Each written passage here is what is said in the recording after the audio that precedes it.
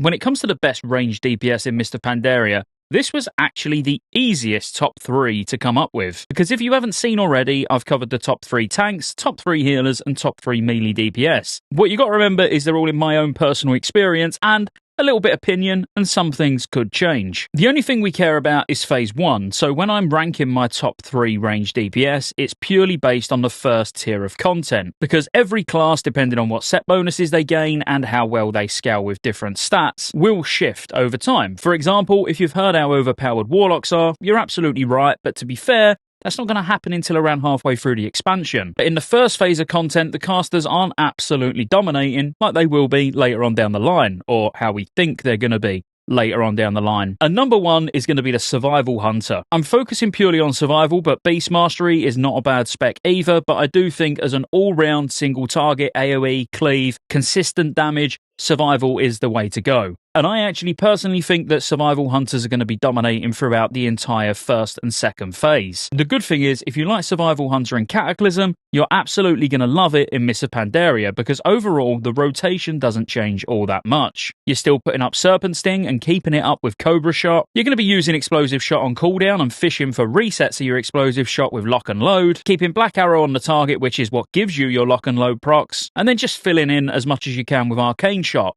But not only are you going to be doing amazing damage just with the basics, you get some really good additions of talents. With a really powerful cooldown like a Murder of Crows, where you summon a flock of crows to attack the target over the next 30 seconds, and if it's used on a target below 20% health, or let's call it execute range, the cooldown's reduced to 60 seconds. Having Binding Shot, which is an amazing AoE stun, particularly strong in places like challenge modes, where you'll fire an arrow down and any targets that move 5 yards away from the arrow are then stunned for 5 seconds, or 3 seconds in PvP. And your level 90 talents are absolutely amazing, even though the choice mainly comes between Glaive Toss and Barrage. Glaive Toss looks absolutely amazing. It's only on a 15-second cooldown at a 15 focus cost, and it does significant damage. And Barrage is one of my favourite hunter abilities ever added to the game. Firing off a barrage of ridiculous amounts of arrows just looks and feels great and does amazing damage, and it's usable while moving. Some of the real big things that just enable Hunter to do so much damage though is being able to Cobra Shot or Steady Shot on the move without changing aspects, having no minimum range anymore, so you're no longer punished if you need to stack in melee for certain mechanics, as in you've got no dead zone at all anymore, you can stand as close to the boss as you want. Both Hunter's Mark and Aspect of the Hawk both scaling with you now, so as your gear gets better,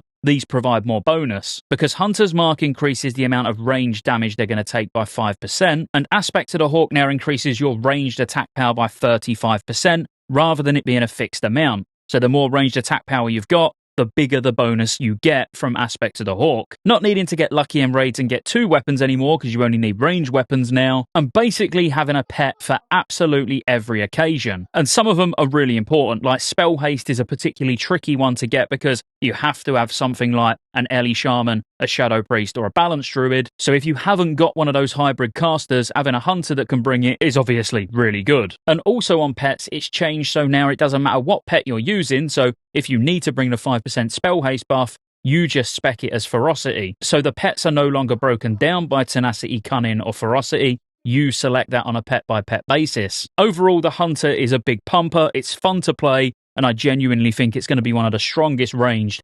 particularly for the first couple of phases. Now, I'm sure it comes to absolutely no surprise that Warlocks made it into number 2. If we was talking later on in the expansion, it would definitely be sitting at number 1. All 3 specs are strong, with Affliction being incredibly strong on any multi-dotting situations, but Destruction as an all-round single-target pumper that also can do really good AoE and cleave just feels absolutely fantastic to play. With all 3 specs getting completely different resource systems now unique to the spec that you were in, for example, Affliction getting Soul Shards, or Destruction having Burning Embers, all 3 specs feel like they're playing differently. Overall, Destruction hasn't changed all that much though in terms of how the rotation feels, with you keeping up Immolate, using Shadow Burn as an execute when the target's below 20% health, using Conflagrate for backdraft procs to reduce both the mana and cast time of your next spells, using Chaos Bolt that hits like an absolute truck and always crits, so because it crits it synergizes particularly well with a Warrior's Skull Banner that increases critical strike damage by 20%, and you always want to be pumping as many Chaos Bolts out as you can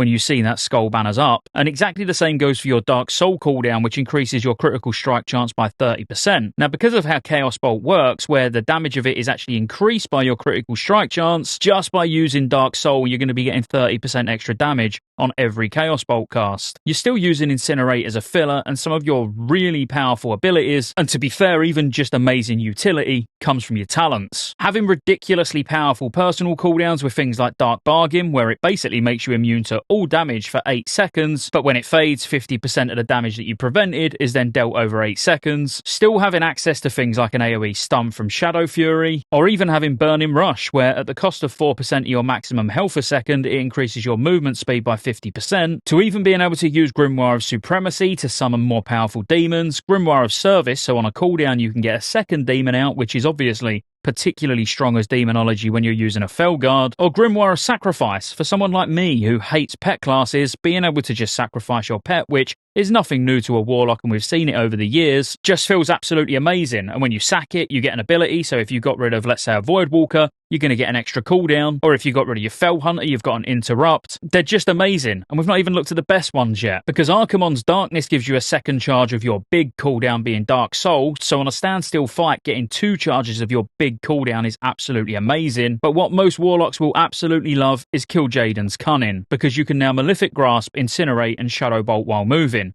Now, all 3 of these are basically your filler ability for each spec, with Malefic Grasp being for Affliction, Incinerate for Destruction, and Shadow Bolt for Demonology. You do also have the option on a 1-minute cooldown of using Manaroth's Fury, which increases the area that your AoE abilities do by 500%, and the damage by 100% of Cedar Corruption, Hellfire, Immolation Aura, and Rain of Fire for 10 seconds. So if there's moments in a fight where there's incredibly bursty AoE, using Manaroth's Fury can also be an option. But overall, Destruction puts out some insane damage and is not really an overly complicated class to play either. So honestly, if you're thinking about a ranged DPS to play, Destruction Warlock, absolute pumper. If you want a bit more of a complicated spec to play where there's a lot more plates to spin, a lot more things to manage, then Affliction on anything where there's more than one target is absolutely insane as well. Which takes us to number 3, which it pains me to say that actually out of the 3, this is my favourite, and that's the Mage, and in particular, the Frost Mage. Frost being viable, and not only viable, but being the top DPS spec for Mage in the first couple of phases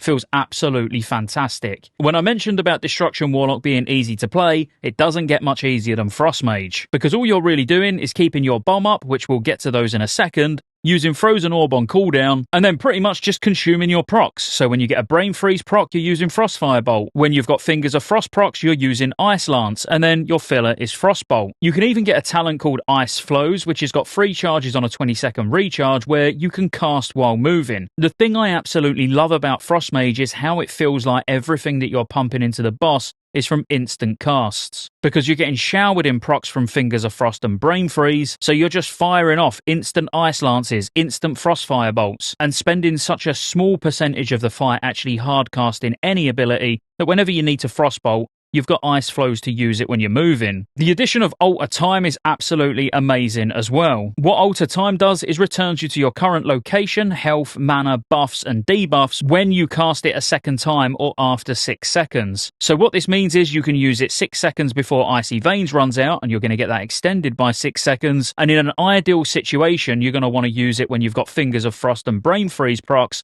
so you're going to consume them in that 6-second window, and then as soon as the 6-second expires from Alter Time, you're going to get all of those charges back again. Being able to choose one of 3 very powerful level 90 talents between Invocation, Rune of Power, and Incanter's Ward, the choice in general is normally pretty simple because it's always going to be between Invocation and Rune of Power, and to be fair, as a Frost Mage, 90% of the time, it's just Invocation. And what Invocation does is removes the Evocation cooldown and reduces the cast time of it by 50%. And once you do a full Evocation, which is about 2.7 seconds, you're going to gain 15% increased spell damage, but passively regenerate 50% less mana. Now, because you're not going to go in the 1 minute that this buff's up for, it doesn't really matter, because as soon as it drops down again, you're going to Evocate again, that's going to give your mana back and give you the 15% damage buff again. Rune of Power is an option, and you can have 2 runes down at a time, and while you're stood within 5 yards of one of your runes, you regenerate loads of mana and increases your spell damage by 15%. Now, this replaces evocation and has got a shorter cast time as well than what it would take for you to channel a full evocate. So if you know it's a fight where you rarely need to move and you can stand within your rune of power, then this is going to be the one you're going to use. But on the most part, invocation, even if there's a little bit of movement, is going to be the way to go. Incanter's Ward, kind of not even worth talking about, but if you're lazy and you don't want to manage either of the other two,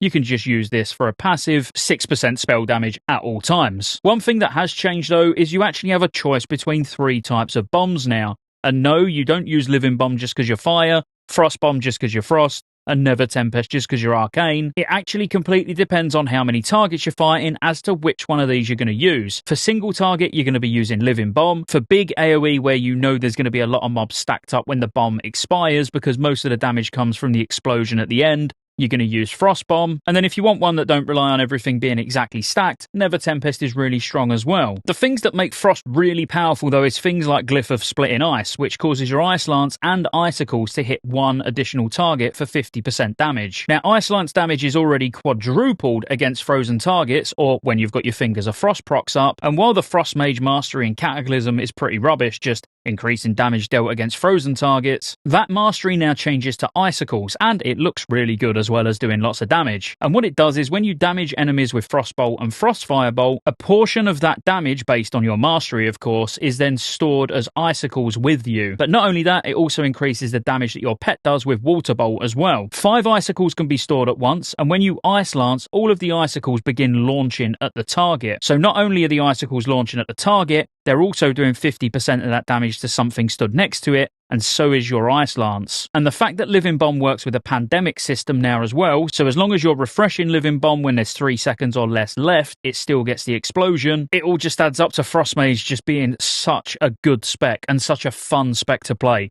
I genuinely love playing Frostmage. And me talking about a caster like that is not something you hear very often. Now, I could sit and go through every single mage change, but that'll be for the mage change video. This was just a little overview of what I consider to be the top 3 ranged DPS in Mr. Pandaria. So if you enjoyed it, as always, be sure to like and subscribe. Consider joining the channel as a member, like these guys that are scrolling down on the screen have, and I'll see you on the next one.